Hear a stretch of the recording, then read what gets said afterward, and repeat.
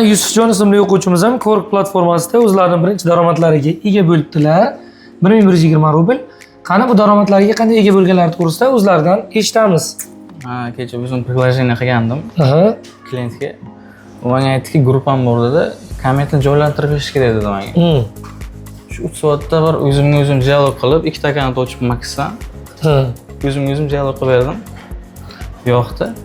3 soat vaqt ketdi. 3 soat vaqt ketdi. Qiyin bo'ldimi, oson? Bez problem. Bez problem. Rejalar qanaqa kelajakda? Dash bosish. Dash bosish. Dash. 100 ming, 200 ming, 300 ming. Shu mayda toma pul deyilgan. Malades. Omadsiz bersin. Rahmat aka.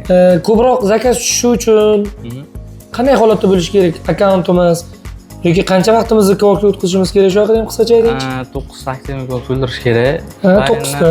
O'zigina shu strela qilib qizg'alagan to'sish kerak. Ana shu ko'proq effekt beradi, to'g'rimi? Ko'proq effekt beradi. Ko'proq onlayn turish kerakmi?